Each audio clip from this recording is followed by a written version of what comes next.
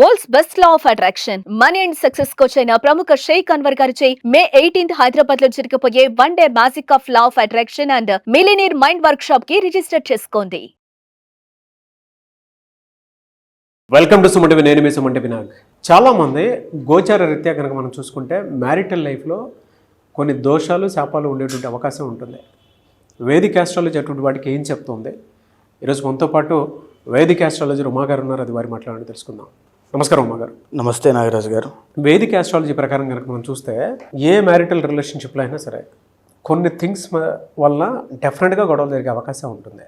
So జనరల్గా మనం చూసుకుంటే గోచార రీత్యా ఏ రాశి వారికి ఏ విధంగా ఉండే అవకాశం ఉంటుంది, అండ్ ఆ శాపాలు అండ్ ఆ దోషాలు ఏ విధంగా ఉండే అవకాశం ఎక్కువగా ఉంటుందండి అసలు? తప్పకుండా అండి. ఏదైతే మనం మాట్లాడుకునేటువంటి వైవాహిక జీవిత సమస్యల్లో కనుక ఎందుకు అకారణంగా తగాదాలు కానీ గొడవలు కానీ విభేదాలు, అంటే మ్యారీడ్ లైఫ్ మీద చాలామందికి చాలా రకాలుగా హోప్స్ ఉంటాయండి. నా భర్త ఎలా ఉండాలి, నా భార్య ఎలా ఉండాలి, నేను పెళ్ళైన తర్వాత ఇలా బ్రతకాలని చాలా ఆశలు ఉంటాయి. కానీ అనుకోని విధంగా ఎన్నో రకాల ప్రభావాల వల్ల ఎందుకు ఇబ్బంది పడతారు, ఎందుకు విడిపోతారు, ఎందుకు చనిపోవడం జరుగుతుంది, ఇవన్నీ తెలుసుకోవాలి అనుకుంటే ప్రతి మనిషికి తనకి తెలియనటువంటి చేసినటువంటి కర్మల వల్ల వచ్చినటువంటి శాపాలు కొన్ని ఉంటాయండి.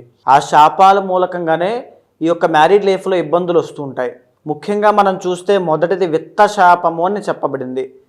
విత్త శాపము అని అంటే విత్త అంటే ధనము, ధన మూలకంగా వచ్చేటువంటి మ్యారీడ్ లైఫ్లో ఇబ్బందులు ఇప్పుడు నేటి సమాజంలో అవే ఎక్కువగా కనబడుతున్నాయి. అంటే ఆస్తి కానీ ఆర్థిక వ్యవహారాల్లో కానీ వ్యాపారంలో కానీ తెలుసో తెలియకో చేసినటువంటి అవినీతి, అది వంశపారంపర్యంగా ఎవరు చేసినా లేదా ఆ వ్యక్తి తన పూర్వజన్మలో కానీ ఆ జన్మలో కానీ చేసినా దానివల్ల వచ్చేటువంటి శాపమే విత్త శాపము. దీని మూలకంగా ఏం జరుగుతుంది అంటే సంపద ఎంత సంపాదించినా నిలబడదు. వీళ్ళు సంపాదించినటువంటి సంపద అంతా కూడా ఎవరో అనుభవిస్తూ ఉంటారు. అప్పుల పాలైపోవటం మీరు బాగా గమనిస్తే ఇద్దరికి పెళ్ళైన తర్వాత ఇద్దరు వ్యక్తులు కలిసిన తర్వాత తీవ్రమైన అప్పుల్లోకి వెళ్ళిపోవడం, ఆస్తి నష్టం కలగడం, ఇవన్నీ జరుగుతూ ఉంటాయి. ఇది సడన్గా ఎందుకు జరిగింది, ఆ భార్యనో భర్తనో దూషించి నీ వల్లే ఇలా జరిగింది అని చెప్పి మనం వింటూ ఉంటాం ఇలాంటి మాటలన్నీ. దీనికి కారణము విత్త శాపం నాగరాజు గారు.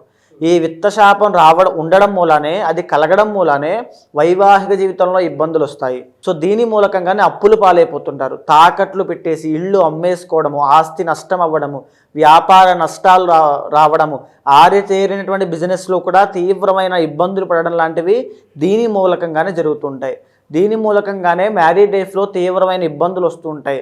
వినకూడనటువంటి మాటలు వింటారు, తద్వారా విభేదాలు, అనేక రకాల సమస్యలకి విత్త శాపం అనేటువంటిది కారణం అవుతుంది. ఇక రెండవది చూస్తే విషయ శాపము. శుక్రబలం తగ్గడం మూలాన వచ్చేటువంటి శాపముగా దీన్ని గుర్తించవచ్చు. అంటే వంశపారంపర్యంగా లేదా ఆ వ్యక్తి కానీ పూర్వజన్మలో కానీ ఆ జన్మలో కానీ తెలుసో తెలియకో పరస్త్రీ వ్యామోహంలో పడిన లేదా పరపురుషుని వ్యామోహంలో స్త్రీ పడిన భార్య, దానివల్ల వచ్చేటువంటి కర్మ ఊరికే వదిలిపెట్టదు. అదే విషయ శాపంగా మారి భార్యాభర్తల మధ్యలో అనుమానాలకి, ప్రేమానురాగాలు తగ్గడానికి దారితీస్తుంటుంది. ఈరోజు మీరు చూస్తే నాగరాజు గారు చాలామంది భర్త భార్యని కొట్టడము, అనుమానించడము, లేకపోతే బెదిరించడము, ఆ అనుమానం అనేటువంటి జబ్బుతో భార్య చాలా ఇబ్బంది పడుతూ ఉంటుంది. పడరాని మాటలన్నీ పడుతూ ఉండడము, అసలు ఏమీ లేని పరిస్థితిలో కూడా ఇలాంటి మాటలన్నీ విని చనిపోవడానికి ఆత్మహత్య చేసుకోవడానికి సిద్ధపడిన వాళ్ళు చాలామంది ఉన్నారు. చాలా నక్షత్రాల వాళ్ళండి. సో దీని అంతటికీ కారణము విషయ శాపం అనేటువంటిది ఉంటుంది. ఆ విషయ శాపము భార్య కానీ భర్త కానీ చేసుకున్నటువంటి కర్మ వల్ల, ఎవరైతే వేరే వాళ్ళ మీద వ్యామోహం పెరిగి చేసుకున్నటువంటి కర్మ వల్ల చాలా మంది అఫైర్స్ మీరు చూస్తే ఈ యొక్క శాపం పరస్త్రీ వ్యామోహము, ఈ శాపం మూలకంగానే ఇక్కడ సంపాదించిన డబ్బంతా తీసుకెళ్ళి అక్కడ పెట్టడము, వీళ్ళ యొక్క కుటుంబానికి సంతానానికి డబ్బులు లేకపోవడము, ఈ యొక్క శాపం మూలకంగానే వ్యసనాల బారిన పడడము, జూదం అనేటువంటిది అలవాటు అవ్వడము, డబ్బులన్నీ నాశనము, ఆస్తి నాశనం చేయడము, ఇవన్నీ కూడా కుటుంబం అంతా విచ్ఛిన్నం అవ్వడం అనేటువంటిది ఇక్కడి నుంచే ప్రారంభమవుతుంది. అయితే ఇక మూడవది ఏంటి అంటే వంశ శాపము అని ఉంటుంది నాగరాజు గారు. వంశపారంపర్యంగా ఎవరైనా సరే పవిత్ర జీవరాశులుగా పిలువబడేటువంటి సర్పాలను చంపినా, హింసించినా, లేదా అవి కలిసినప్పుడు వాటిని విడగొట్టే ప్రయత్నం చేసినా ఈ వంశశాపం అనేటువంటిది వస్తుంది. దీనిని మనం జాతకంలో పంచమ స్థానంలో కేతువు, పంచమంలో రాహువుగా, పంచమంలో శని భగవానుడుగా, పంచమంలో శని రాహుల కాంబినేషన్గా గుర్తిస్తూ ఉంటాం, లేదా కాల సర్పదోషంగా. దీని మూలకంగా ఏం జరుగుతుందంటే సంతానము కలగకపోవడము, మిస్క్యారీ అవ్వడము, పుట్టినటువంటి సంతానము బాల అరిష్టంతో జన్మించడము, మాటలు సరిగ్గా రాకపోవడము, ఇంకా చైతన్యం రాకపోవడము, అవిజ్ఞానం రాకపోవడము, విద్యలో అభివృద్ధి లేకపోవడము, చిన్న వయసు నుంచి ఆరోగ్య సమస్యలు, వ్యసనాలు, జోదరిలాగా అయిపోవడము, తల్లిదండ్రుల మాట వినకపోవడము, తద్వారా వచ్చేటువంటి మ్యారీడ్ లైఫ్లో ఇబ్బందులు, ఇవన్నీ కూడా ఈ వంశశాపం మూలకంగా వస్తుంటాయి. ఈ వంశశాపం అనేటువంటిది చాలా తీవ్రమైందండి. ఒక ఇంటి యొక్క శాంతిని మొత్తాన్ని భంగం చేసేస్తుంది.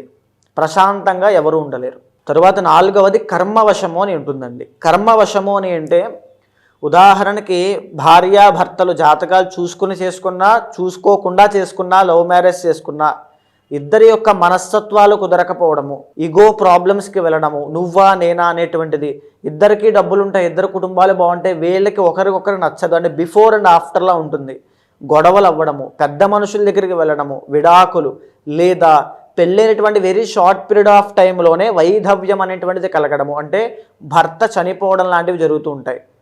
సో దీన్ని అష్టమ స్థానంలో ఉండేటువంటి కుజుడు కుజదోషంగా, కర్కోటక అనేటువంటి కాలసర్పదోషంగా గుర్తించవచ్చు.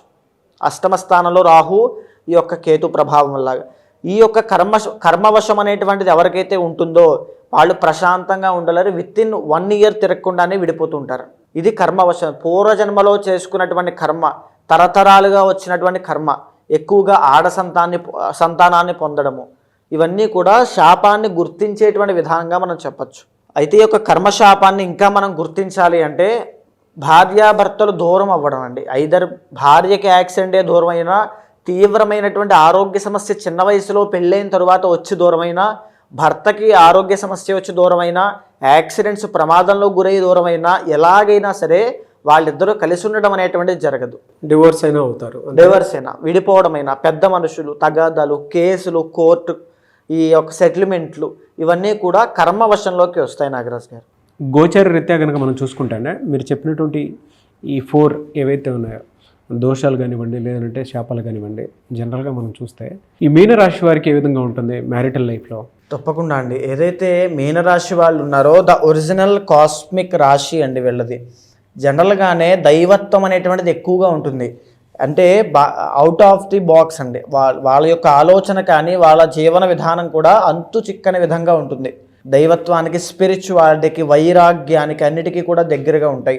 అయితే వీళ్ళు ఎవరిని హాని చేయకూడదు, నొప్పి కలిగించకూడదు అనేటువంటి భావనతో ఉంటారు.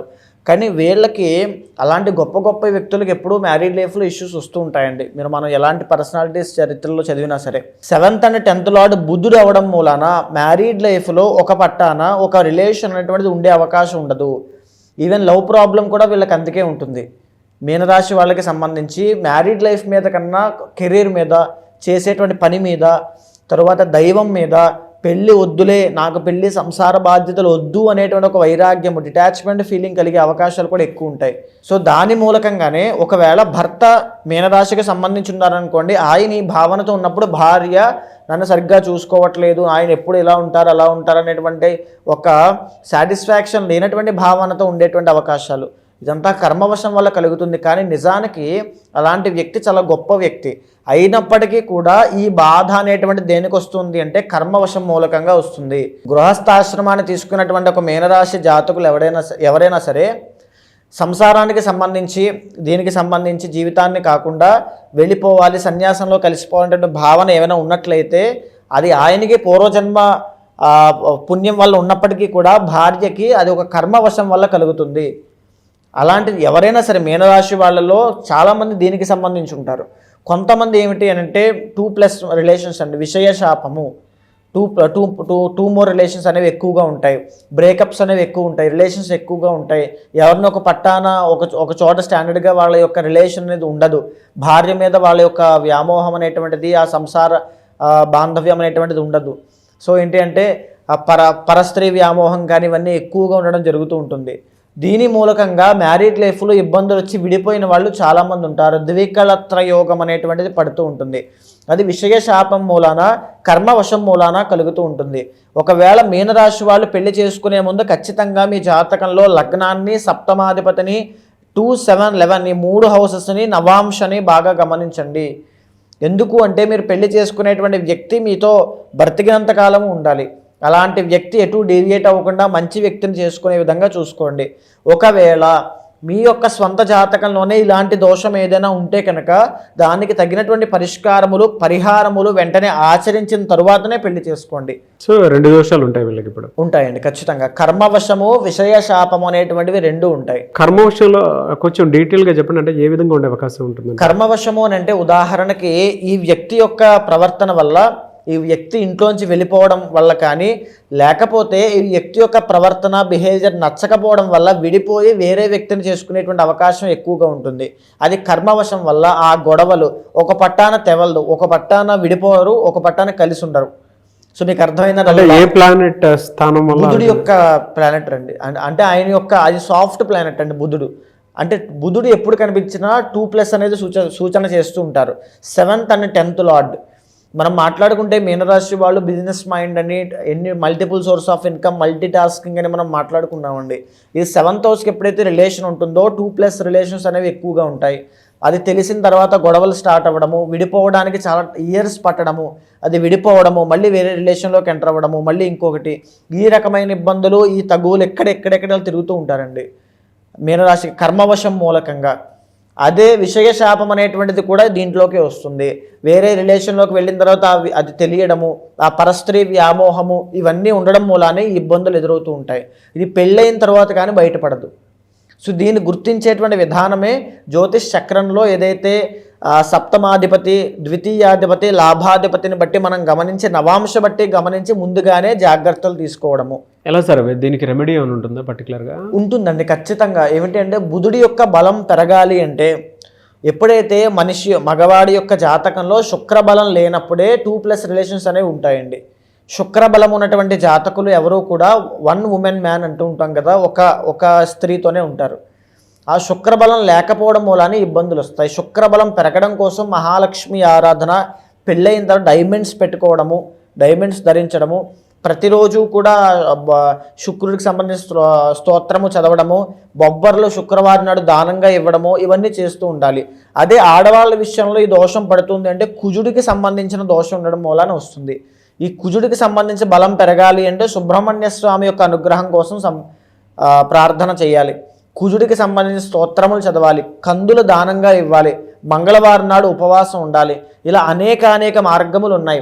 అదే పర్మనెంట్ సొల్యూషన్ కావాలి అనుకుంటే పర్సనల్ చార్ట్ ద్వారా ఏదైతే దోషములు ఉన్నాయో దానికి తగినటువంటి యాగమా, పూజన, హోమమా, జపమా, లేకపోతే ధ్యానమా, స్తోత్రపారాయణ అనేటువంటి చేయడం మూలాన పర్మనెంట్గా ఇది ప్రాబ్లంకి సొల్యూషన్ దక్కుతుందండి. అయితే గోచార రీత్యా చూసుకుంటే ఈ విధంగా ఉంది అని చెప్పారు కదా మీరు. పర్సనల్ చార్ట్ ప్రకారము వారి వ్యక్తిగత జీవితం ప్రకారం అంటే ఆ జాతకంలో ఏముందో తెలుసుకోవాలి అనుకుంటుంటారు చాలామంది ఉంటారు. ఈ దోషంలో ఉన్నారా లేదా అనేటువంటి దానికి మిమ్మల్ని అప్రోచ్ అవ్వాలి అంటే ప్రాసెస్ ఏంటండి? తప్పకుండా అండి. ఇప్పుడు మనం మాట్లాడుకునేటువంటి అంశం అంతా కూడా ఈ యొక్క జ్యోతిష శాస్త్ర పరంగా ఏదైతే శాపాలు చెప్పబడ్డాయో అది రాశిరీత్యా ఒక డిఫాల్ట్ బ్లూ ప్రింట్లా మనం మాట్లాడుకున్నాము. కానీ ఏదైతే మీ పర్సనల్ చార్ట్ ఉంటుందో యూనిక్గా మీకు మాత్రమే time of birth, place of birth, ఈ యొక్క డేట్ ఆఫ్ బర్త్ బట్టి ఉంచబడుతుందో దానిని చూసిన తర్వాత ఏదైతే శాపము మూలకంగా, ఏదైతే దోషం మూలకంగా మీకు సమస్యలు వస్తున్నాయో చూసి దానికి తగినటువంటి శాంతి పరిహారములు ఆచరింప చేసినట్లయితే తక్షణమే శీఘ్రముగా ఇమీడియట్ రిజల్ట్స్ అనేవి మీకు ఉంటాయి. అలాంటి వాళ్ళు ఎవరైనా ఉంటే ఖచ్చితంగా కింద కనిపించేటువంటి నెంబర్కి కాల్ చేస్తే తప్పకుండా మీ యొక్క పర్సనల్ చార్ట్ చూసిన తర్వాత మీకు మంచి సజెషన్స్ ఇస్తాను. Anyway sir, thank you so much Uma గారు. చూసారు కదండి వీడియో. ఈ వీడియోపై మీ అభిప్రాయం కమెంట్ బాక్స్లో పోస్ట్ చేయండి. ముఖ్యంగా మీరు కనుక మీ వ్యక్తిగత జాతకం ప్రకారం ఏ విధంగా ఉంది ఏంటని జాగ్రత్తలు పడి ఈవెన్ వైఫ్ అండ్ హస్బెండ్ రిలేషన్షిప్లో ఉన్నా లేదు అని అంటే జనరల్గా కెరీర్ పాయింట్లో చూసినప్పుడు మీ వ్యక్తిగత జాతకం ప్రకారం ఏ విధంగా ఉండే అవకాశం ఉంటుందని మీరు తెలుసుకోవాలనుకున్నా కూడా స్క్రీన్ మీద ఉమా గారి కాంటాక్ట్ నెంబర్ కనిపిస్తుంది. దాన్ని మీరు కాల్ ఆర్ మెసేజ్ వాట్సాప్ చేసి మీరు డెఫినెట్గా అపాయింట్మెంట్ బుక్ చేసుకోవచ్చు. అండ్ ఈ వీడియో లైక్ చేయండి, షేర్ మాత్రం తప్పకుండా చేయండి. ఇలాంటి మరిన్ని వీడియోస్ కోసం మా ఛానల్ ఫాలో అవ్వండి. Thank you.